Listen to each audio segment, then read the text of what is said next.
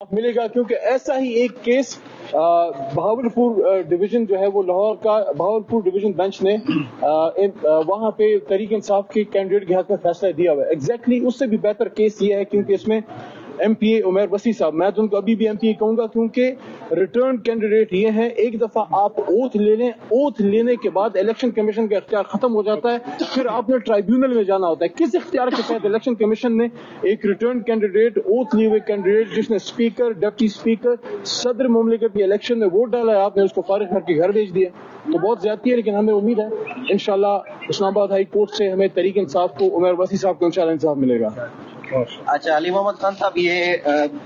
تاثر دیا جا رہا ہے کہ اپوزیشن حکومت جو ہے وہ یہ کہہ رہی ہے کہ جو پاکستان تحریک انصاف جو ہے وہ ایک بیانیہ بنایا تھا سائپر والا کہ امریکہ کے ذریعے سازش ہوئی ہے، تو ابھی جو ہے وہی پاکستان تحریک انصاف ٹرمپ کے آنے سے حالات بہتر ہونے کی ایک دلیل دے رہی ہے، تو اس پہ کیا کہیں گے سر آپ؟ دیکھیں، یہ ڈونلڈ لو کا تو میں کبھی فین نہیں رہا، لیکن ویسے اس نے کل کانگریشنل ہیئرنگ میں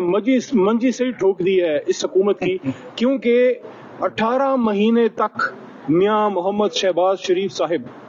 ایکس وزیر اعظم پاکستان، جو 47 کے ذریعے فارم 47 کے وزیر اعظم ہیں، لیکن پی ڈی ایم 1 میں یہ 18 مہینے تک یہ کہتے رہے نا کہ کوئی سائفر نہیں ہے،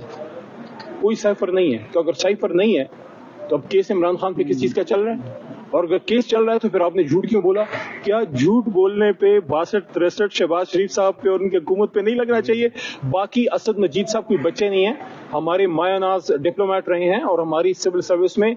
جہاں وہ لوگ بھی ہیں جنہوں نے عمیر وسیع صاحب جیسے جیتے ہوئے لوگوں کے ساتھ یہ ڈرامے بازیاں کی ہیں، تو وہاں کچھ آنریبل لوگ آج بھی موجود ہیں. اسد مجید صاحب نے، میں سمجھتا ہوں، میں اپریشیٹ کرنا چاہیے، میں زندگی میں کبھی اسد مجید صاحب سے نہیں ملا، نہ ان کو میں جانتا ہوں، لیکن اس پہ اپریشیٹ کرتا ہوں کہ کتنا پریشر ان پہ پڑا ہوگا جب عمران خان کی حکومت رات کے 12 بجے ختم کی گئی، اور بین الاقوامی مداخلت پہ، اور نیشنل سیکورٹی کمیٹی نے عمران خان صاحب کے نیچے، جب وزیر اعظم تھے، یہ اعلامیہ جاری کیا کہ بلیٹنٹ انٹرفیئرنس ہوئی ہے، کھلم کھلا مداخلت ہوئی ہے، تو اس کی توثیق شہباز شریف صاحب جب وزیر اعظم تھے اس نیشنل سیکورٹی کمیٹی نے بھی کی. اب آپ سوچئے کہ اسد مجید صاحب پہ شہباز شریف صاحب کی وزارت عظمیٰ میں کتنا پریشر پڑا ہوگا اس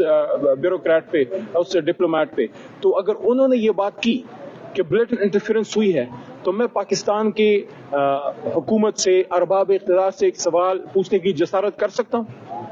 آپ نے پھر کس بنیاد پہ ڈی مارچ کیا امریکہ کے سفیر کو بلا کے اگر سائفر موجود نہیں تھا؟ اور اگر سائفر موجود تھا اور آپ نے ڈی مارچ کیا اور بین الاقوامی مداخلت ہوئی، اور ڈونلڈ لو جیسے ایک شخص کو یہ ہمت ہوئی کہ پاکستان جو نیوکلیر اسلامک اسٹیٹ ہے اس کے وزیر اعظم کو تڑی لگائے کہ یا تو آپ اس کو اتاریں، اگر اتاریں گے تو ہم تمہیں معاف کر دیں گے، we'll forgive you، اور اگر نہیں آپ اتاریں گے تو آپ کو سیویئر کنسیکوینسز کا سامنا کرنا پڑے گا. میرے خیال میں ہم سن 47 میں آزاد ہو گئے تھے. یہ کس نے ہماری سوورنٹی ان طاقتوں کے پاس گروی رکھی ہے؟ یہی وہ نقطہ ہے جس پہ عمران خان پابند سلاسل ہے، کیونکہ وہ مرد حر ہے، اور وہ کہتا ہے کہ کہتا ہوں وہی بات سمجھتا ہوں جسے حق میں زہر حل کو کبھی کہہ نہ سکا قند، اپنے بھی خفا مجھ سے ہیں بیگانے بھی نہ خوش. سر، سزا کے خلاف اپیلیں چل رہی ہیں، کب تک فیصلہ آنے کا امکان ہے؟ بہت جلد انشاءاللہ. ہمارے وکلاء نے تو عید الفطر سے پہلے کی بات کی ہے. میری دعا ہے کہ ان کی بات پہ اللہ تعالیٰ ان کی گفتگو میں برکت ڈالے، اور عمران خان صاحب عید الفطر سے پہلے وہ نکلیں اور